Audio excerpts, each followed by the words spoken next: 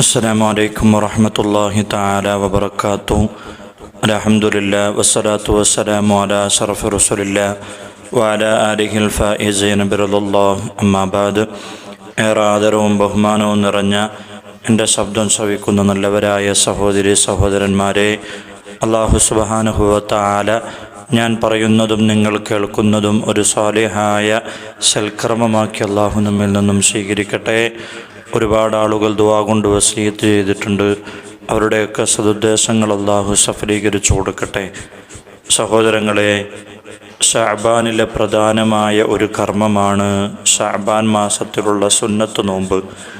നബിക്ക് ഏറ്റവും ഇഷ്ടമായിരുന്നു ശഅബാനിൽ നോമ്പ് നോക്കുക എന്നുള്ളത്. അള്ളാഹുവിന് ഏറ്റവും ഇഷ്ടമായ കർമ്മമാണ് നോമ്പ് എന്നുള്ളത്. അതുകൊണ്ട് തന്നെയാണ് അള്ളാഹു ഖുദ്സിയായ ഹദീസിലൂടെ പറഞ്ഞത്, അസ്സൗമുലി, നോമ്പ് എനിക്കുള്ളതാണ്, വ അന അജ്സി ബിഹി, ഞാനാണ് അതിന് പ്രതിഫലം നൽകുന്നത് എന്ന്.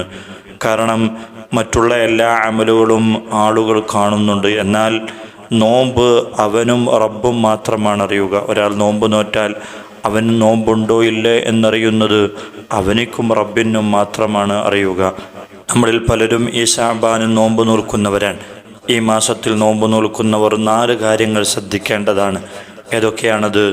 ഒന്ന്, ഞാൻ ഈ മാസത്തിൽ നോമ്പ് നോറ്റാൽ എൻ്റെ അമലുകൾ ഉയർത്തപ്പെടുന്നത് ഒരു നോമ്പുകാരൻ്റെ അമലായിട്ട് ആണ് എന്നുള്ള ബോധ്യമുണ്ടാകണം. നമ്മുടെ അമലുകളൊക്കെ ഉയർത്തപ്പെടുന്നത് 3 രീതിയിലാണ്. ഏതൊക്കെയാണത്? ഒന്ന്, എല്ലാ ദിവസവും നമ്മുടെ അമലുകൾ അള്ളാഹുവിൻ്റെ അടുക്കൽ മലക്കുകൾ ഉയർത്തുന്നുണ്ട്. അത് രാവിലെയും വൈകുന്നേരവും. അതേപോലെ തന്നെ എല്ലാ ആഴ്ചകളിലും നമ്മുടെ അമലുകളെ അള്ളാഹുവിൻ്റെ അടുക്കലേക്ക് ഉയർത്തപ്പെടുന്നുണ്ട്. അത് തിങ്കളാഴ്ചയും അതേപോലെ തന്നെ വ്യാഴാഴ്ചയുമാണ്. അതേപോലെ എല്ലാ വർഷവും ഒരു വർഷം ചെയ്ത അമലുകളെ അള്ളാഹുവിൻ്റെ അടുക്കൽ കാണിക്കപ്പെടുന്നുണ്ട്. അത് ശഅബാൻ മാസത്തിലാണ് എന്ന് അള്ളാഹുവിൻ്റെ പ്രവാചകർ സ്വല്ലല്ലാഹു അലൈഹി വസല്ലമ തങ്ങൾ പഠിപ്പിക്കുന്നുണ്ട്. അതുകൊണ്ട് തന്നെ നോമ്പ് നോൽക്കലോടുകൂടെ നമ്മുടെ അമലുകളെ മലക്കുകൾ ഉയർത്തുന്നത് നോമ്പുകാരൻ്റെ അമലായിട്ടായിരിക്കും. അഥവാ നമ്മുടെ അമലുകൾ അള്ളാഹുവിലേക്ക് ഉയർത്തുമ്പോൾ നമ്മൾ നോമ്പ് നോറ്റവരാണെങ്കിൽ അല്ലാഹു സുബ്ഹാനഹു വ തആലയുടെ അടുക്കൽ അവൻ്റെ അമലുകൾ ഒരു നോമ്പുകാരൻ്റെ പ്രതിഫലമായിട്ടാണ് അല്ലാഹു സുബ്ഹാനഹു വ തആല നമുക്ക് നൽകുന്നത്. രണ്ടാമത് നമ്മൾ ശ്രദ്ധിക്കേണ്ടത്, ഞാൻ ഈ നോമ്പെടുക്കുന്നത് നബിയെ പിൻപറ്റിക്കൊണ്ടാണ് എന്ന ബോധ്യമുണ്ടാകണം. കാരണം നബിക്ക് ഏറ്റവും ഇഷ്ടമായിരുന്നു ഈ മാസം നോമ്പ് നോക്കുക എന്നുള്ളത്. കാന അഹബ്ബു ശുഹൂരി ഇലാ റസൂലില്ലാഹി അൻ യസൂമഹു ശഅബാൻ സുമ്മ യസ്ലുഹു റമളാൻ. ഐഷ റളിയല്ലാഹു അൻഹ പറയുന്നുണ്ട്, അള്ളാഹിൻ്റെ റസൂലിന് ശഅബാൻ മാസമായിരുന്നു ഏറ്റവും കൂടുതൽ നോമ്പ് നോൽക്കാൻ ഇഷ്ടമായിരുന്നത് എന്ന് മഹദിയായ ഐഷ റളിയല്ലാഹു അൻഹ പറയുന്നുണ്ട്. മൂന്നാമത് നമ്മൾ ശ്രദ്ധിക്കേണ്ടത്, ഈ നോമ്പിലൂടെ റമളാനിലേക്കുള്ള പരിശീലനമാണ് എന്ന് മനസ്സിലാക്കണം. ഇബ്നു റജബ് തങ്ങൾ പറയുന്നുണ്ട്, ശഅബാനിൽ ഒരാൾ നോമ്പ് നോൽക്കലോടുകൂടെ അവനിൽ റമളാനിൽ ഒരു അനുഭൂതിയും ക്ഷീണമില്ലായ്മയും ഉണ്ടാകുന്നതാണ്. കാരണം ശഅബാനിലെ നമ്മൾ നോമ്പ് നോൽക്കുമ്പോൾ റമളാനിൽ ഒരു ക്ഷീണമില്ലായ്മയും അതേപോലെ തന്നെ റമളാനിൽ അള്ളാഹുവുമായിട്ട് കൂടുതൽ നമുക്കടുക്കാൻ കഴിയുമെന്നുമാണ് മഹാനായ ഇബ്നു റജബ് റളിയല്ലാഹു അൻഹു പറയുന്നത്.